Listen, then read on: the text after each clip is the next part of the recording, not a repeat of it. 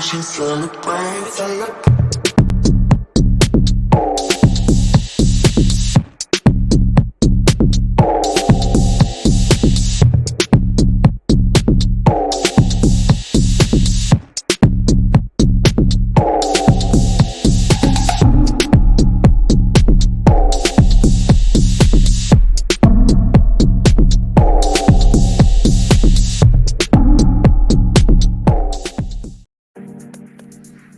Yes, it's the very first one. It's the very first one. Exciting, exciting. Welcome to the very first Alpha Beta Talk brought to you by Alpha Collective.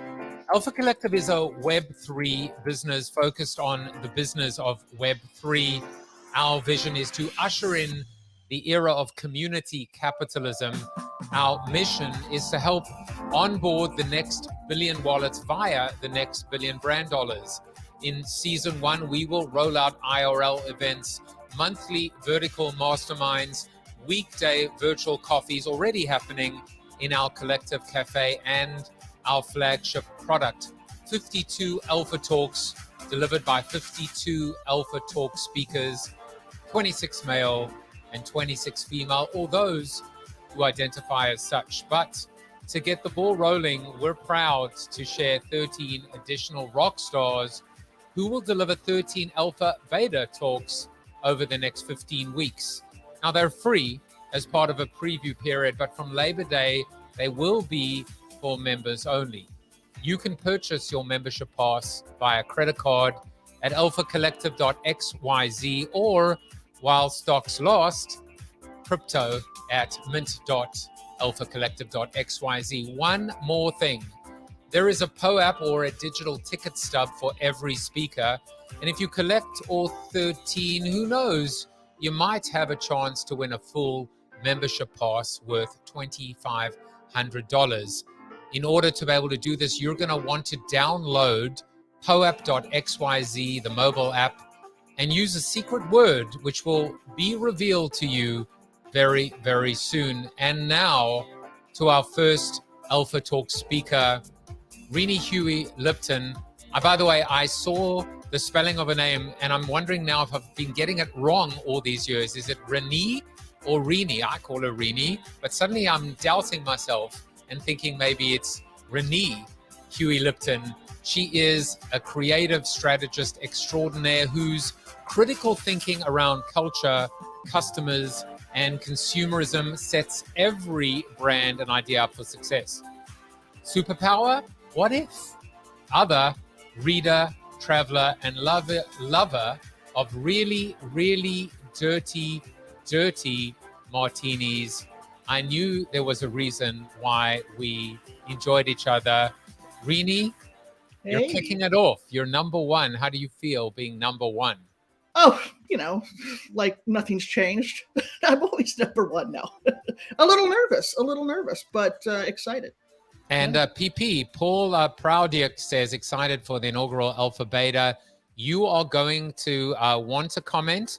We will not interrupt you during your Alpha Beta talk, but in the Q&A, there will be opportunities. I'm going to let the cat out the bag and just say that the secret word is KISS. Kiss the frog, kiss, keep it simple, stupid. Clearly, they were talking about me.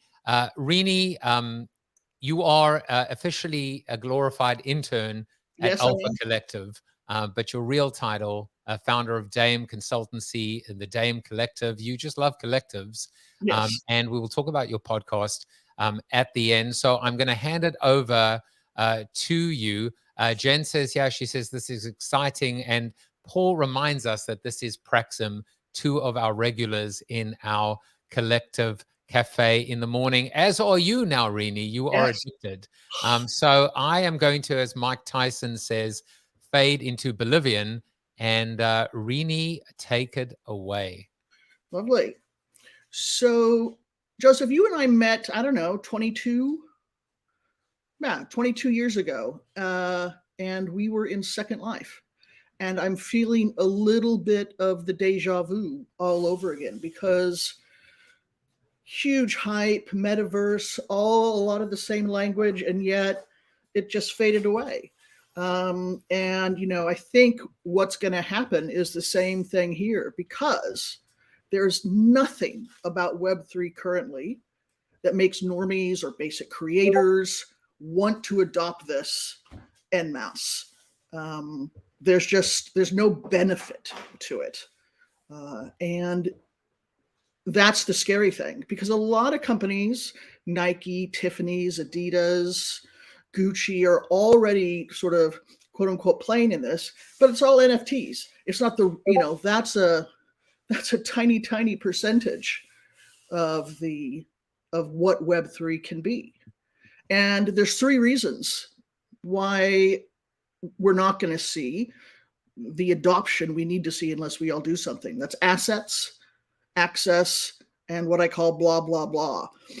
And you'll see in a little bit, the experts sort of trying to explain to the rest of us what it is, and quite frankly, making it worse. I mean, I've seen some doozies, and I'm like, oh yeah, no, I'm not getting this at all. And I think I know what it is, and then I read an expert trying to explain it to us, and it's, yeah, completely confusing.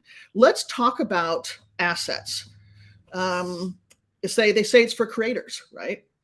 Well, 200 million people participated in the creator economy last year. 12% of them doing it full time.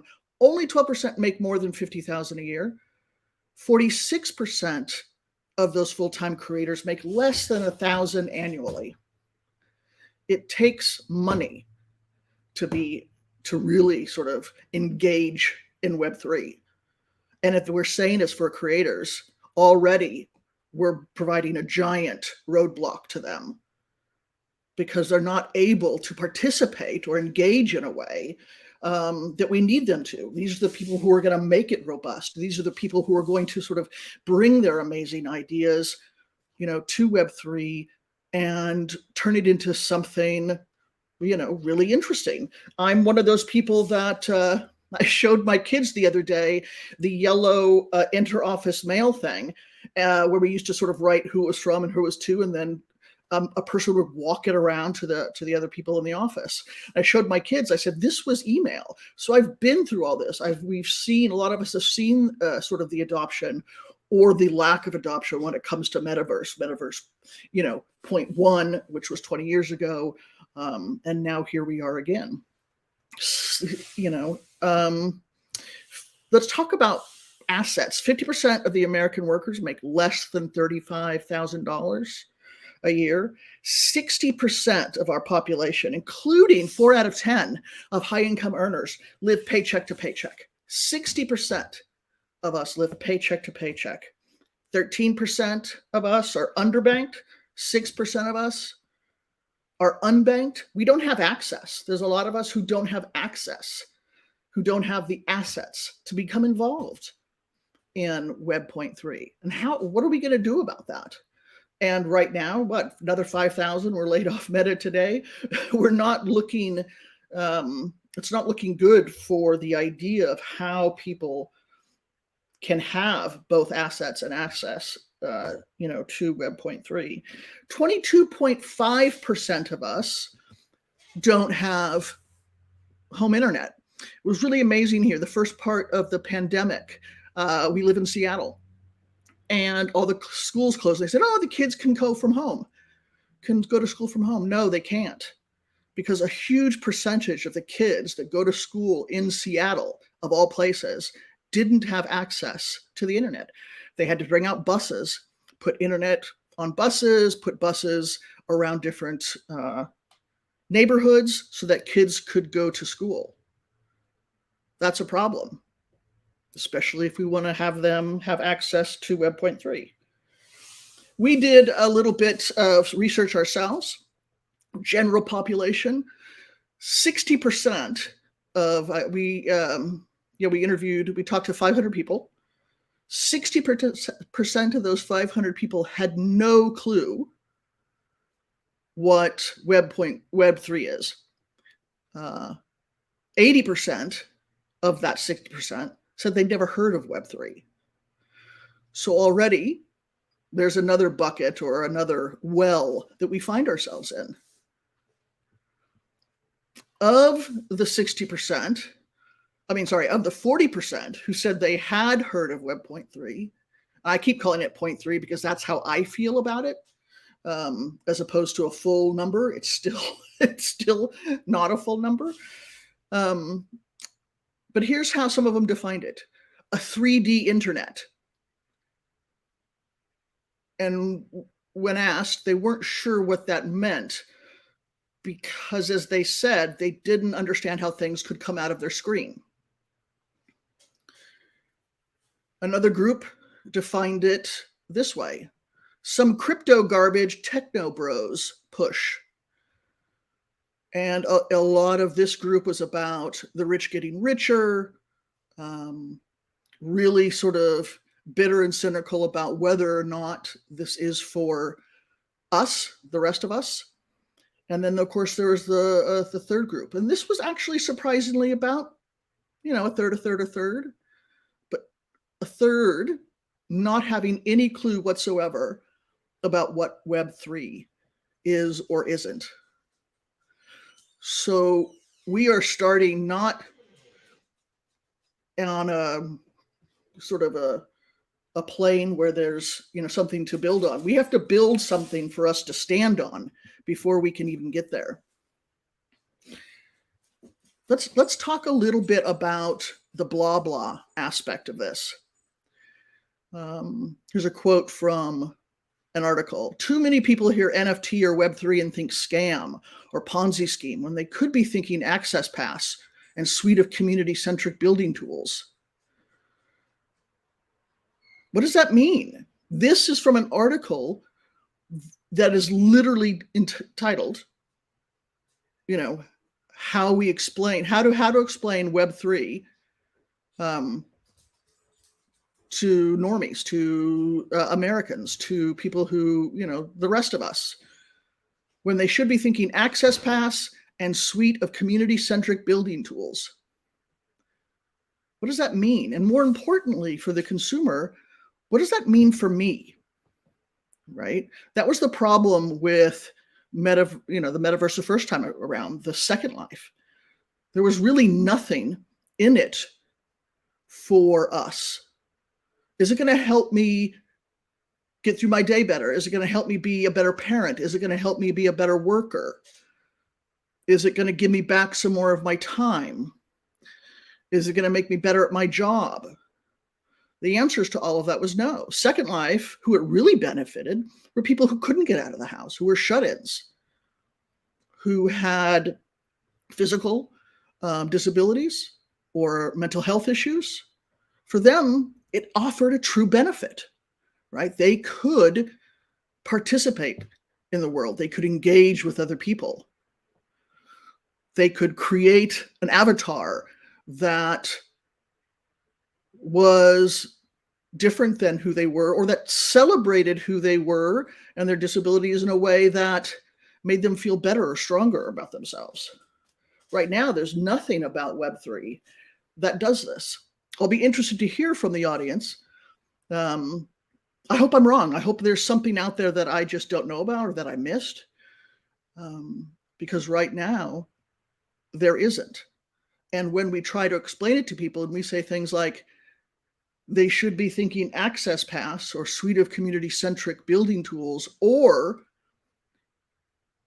it takes you, past, it gives you the, blockchain, instead of, it takes the third party out of the middle of the relationship between you and whoever you're buying something from, gap, banking. Most people already say, well, I don't, there's nobody in between us. I'm on their website. Who's between us? I'm ordering straight from Gap. I'm communicating directly with my bank. There's not a deep understanding of what the blockchain does for people. Now, for gamers or for people who understand, when they're playing a game and they win something or buy an asset in a game, sure, now, because it's an NFT, they own it and they'll own it forever. That is not nearly enough of a benefit to help anyone. So what can we do? right? What can we do? How do we keep it simple, stupid? How do we define, a benefit to people so that they want to engage, so that they see the positives? We can say security and transparency is not enough. When we ask the 500 people about it, they're like, well, don't we already have that? So again, a lot of work to do. Here's an idea to sort of kick it off, maybe. I call this the universal basic crypto, right? Anheuser-Busch, again, I think Target has raised their hand, although we should probably, I'm a little bitter about Target today, so maybe we shouldn't talk about them. But again, Nike, Spotify is out there. With all the people who don't have assets, what if we did provide a universal basic crypto to 250 million people? Don't laugh. We could get 20 or 30 big Fortune 500 companies to sort of be in on this, find their targets, as they spend a lot of money doing, provide UBC, right? Give them opportunities, whether it's through gamification or other things. Give them an opportunity to grow that wallet, right? And then give them an opportunity to use that wallet, right? I call it the K.I.S.S starter package. But we do have to think about something like this, because right now, what it is, I think, is maybe too hard to explain to consumers in terms of what the benefit is. I think we have to put it in their hands. I think we have to get them to use it, to sort of see what the benefits are. And if we put it in the hands of people who are underbanked, who are living paycheck to paycheck, and they see the opportunities there, and brands are transparent and provide secure ways for them to sort of earn percentages of cryptos, or however much they're costing that day, and that's another issue. They will begin to see that there is opportunity, that there is a way for them, a way for Web3 to benefit them.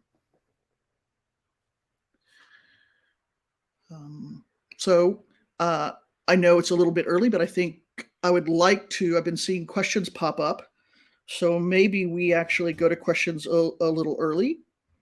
I don't know. What do you think, Joseph? Well, I think you've just concluded the first Alpha Talk, so congratulations. I have a bunch of questions that actually came up. First of all, let's talk a little bit about you. Oh, gosh. Let's talk about you. You and I met. You were working at GSD&M, running strategy, as opposed to me, who was running it into the ground. No, I wasn't running strategy. And what actually happened was I was brought in as I guess a subject matter expert, not in digital, but really in kind of what's next. Yeah. We worked on a bunch of projects, including a very famous or infamous Walmart pitch. What's interesting to me is I look at you more intently than I would look at a 22-year-old bro, because you've seen it, you've done it, you've bought the T-shirt, you've eaten the pie, say Watership Down. What's different with Web3? What's the same? As someone who's seen wave after wave after wave of innovation, is it the same or is it completely different?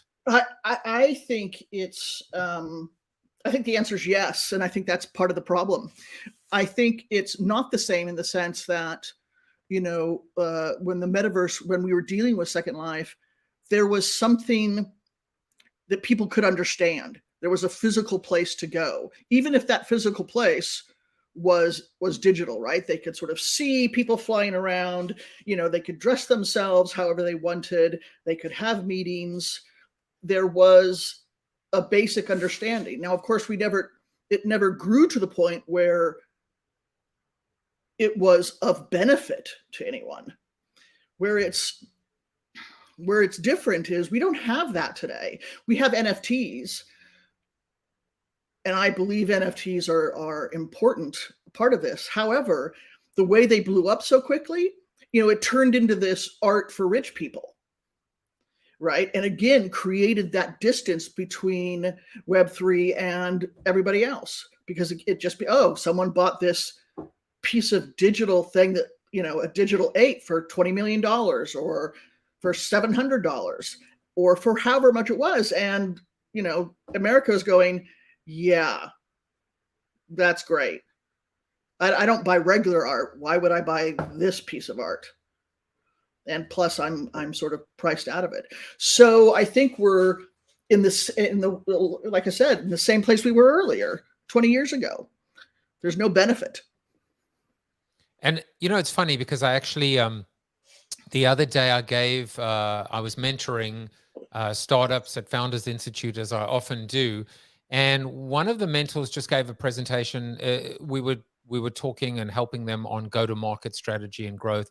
And he said, look, this is really just simple. It's just 3 things. If you answer these 3 things, you will basically have done everything that you needed to do. Number 1 is audience and understanding your audience. Number 2 is solving a problem. And number 3 is providing some kind of benefit or even a solution to their problem. Right. So basic, so obvious. And I was thinking to myself, which is the trigger with Web3? Yeah, we're awful. We're over right now. We've whiffed at every pitch. What's the problem, right? What's the problem? And is it our problem? We talk about the unbanked and the power of decentralization. Is the pain in fact there? Are people happy to live in their matrix pods and be plugged in at the back and dream beautiful dreams and be controlled by the machine? Right. Yes, because we can understand it. It's like, okay, I'm talking with my bank right now, right? On my phone or whatever. I can transfer money. I can solve a problem. I can talk to a person. There's what's wrong with that? You're saying it's going to be better somehow, that you're going to take the middleman out? They don't see a middleman. They don't see, something in between me and my bank, right? Oh, I like that. I like that. And so I'm going to put some words in your mouth and reframe. In other words, there is service, and even though the service sucks, I'd rather have service that sucks than no service at all, which of course is welcome to the world of Web3. Right. That's an interesting insight. Yeah, and welcome to travel. I mean, how many industries do we all participate in which every day, in which that is true, right? Travel is another one of those.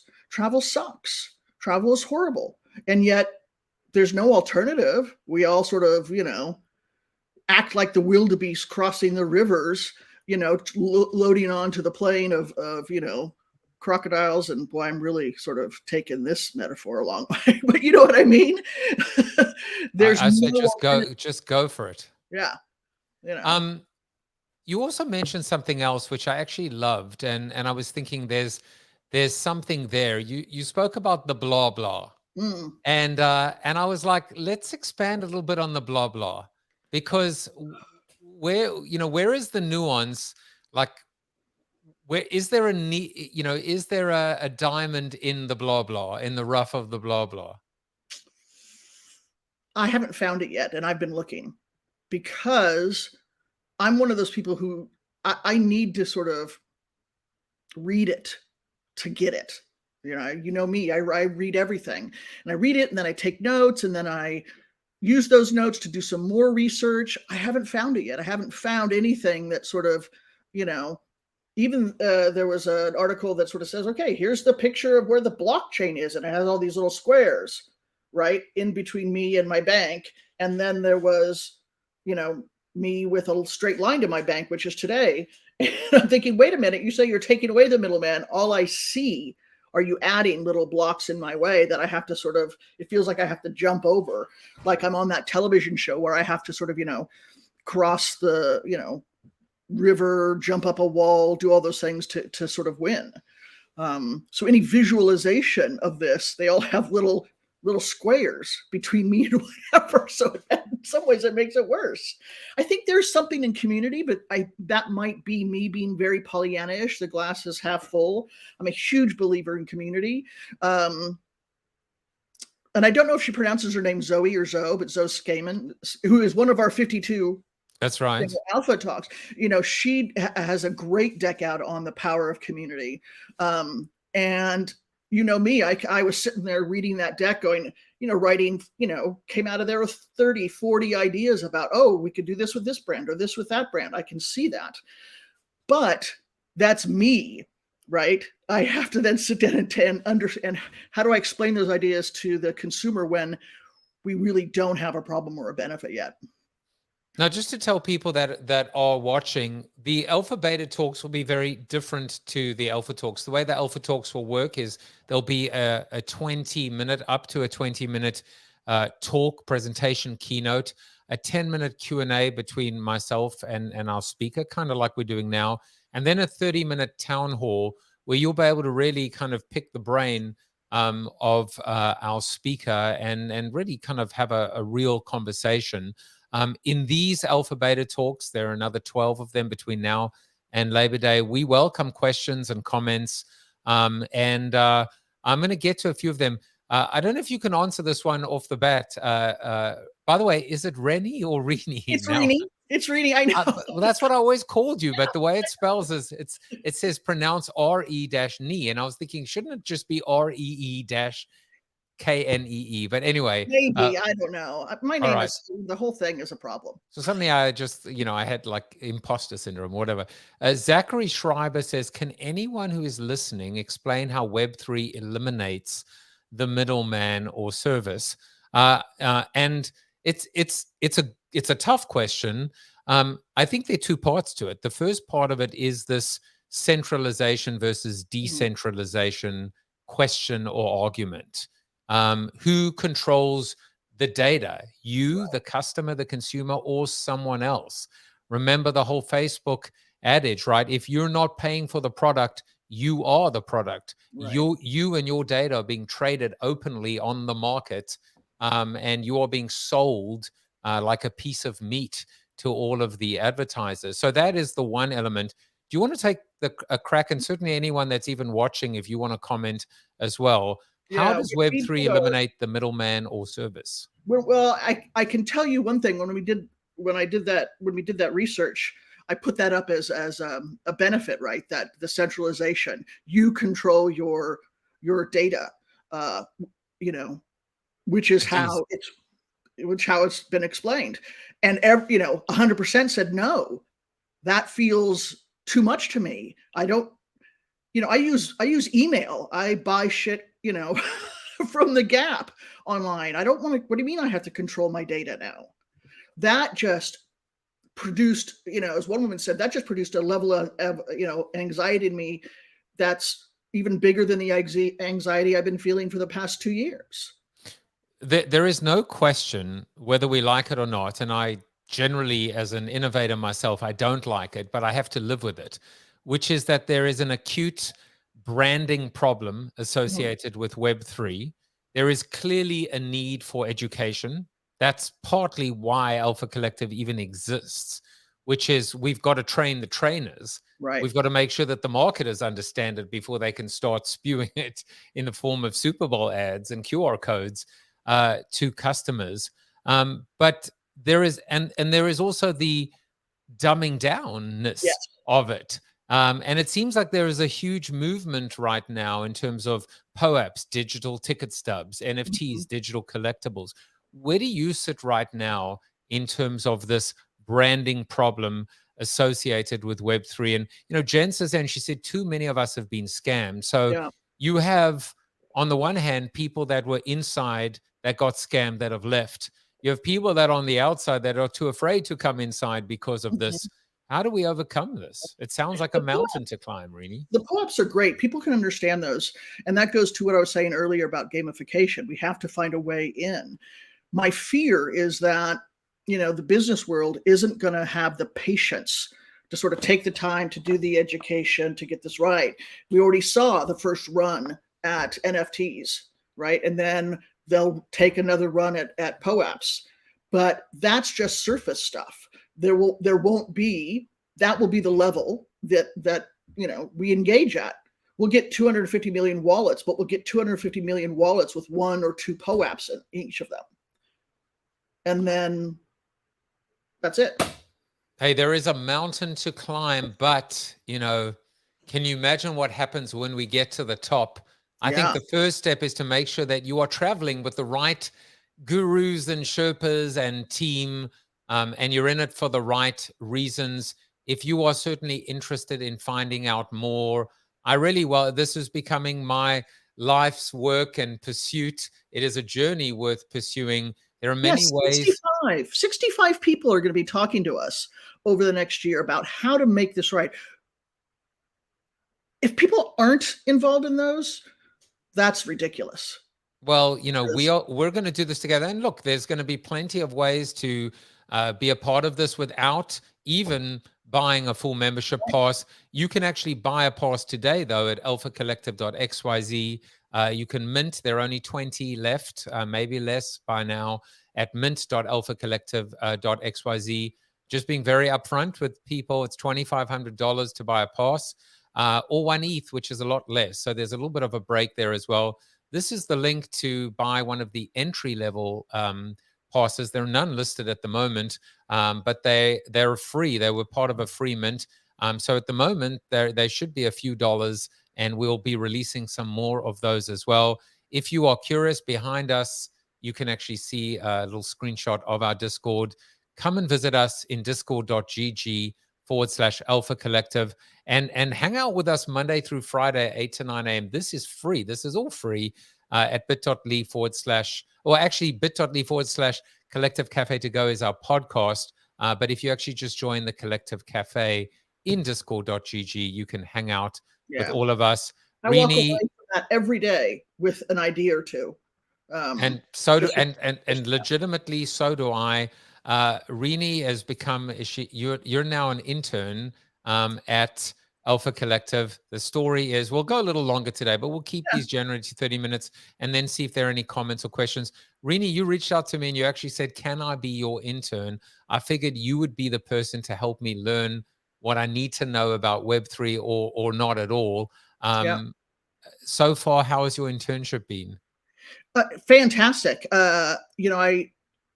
Like I said earlier, I'm a big reader, but I get off, the collective every morning, and I have a list of, okay, I need to learn more about this, or what, so and so said, or on the collective, and it's a huge learning curve. Even though I thought I had a pretty good handle on it, there's more to learn every day, and there's more.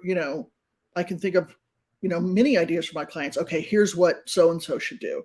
Oh, okay, they could be in charge of really sort of deep. Oh, they could do this. So I think it's fantastic. And it's also not someone droning on. It is an interactive, not that you drone on, kinda, but at all. But this is all the time we have today. And Jensa says, so Jaffe, you are her intern. I'm going to make sure that the balance of power does not shift from centralization to decentralization and have all the inmates running the asylum. We will be back next week with, I think, Shira Lazar is our next Alpha Beta speaker. And I agree with you. 60, how many? 52 plus 13? What is that? 65? Yeah. Plus all of these daily collective cafes, plus monthly vertical themed masterminds, plus IRL. I actually think we're going to be able to do this the right way. We cannot afford to mess up community again, Rene. And I feel that with you, part of this team, with our regulars, we can only win. I will see you all next week, 3 p.m. Eastern Standard Time, for our next one as we go out there to implement and onboard the next billion wallets. Absolutely. See you all soon. Thank you for joining us today. And look out for that registration link in our discord.gg /Alpha Collective. Bye, everyone.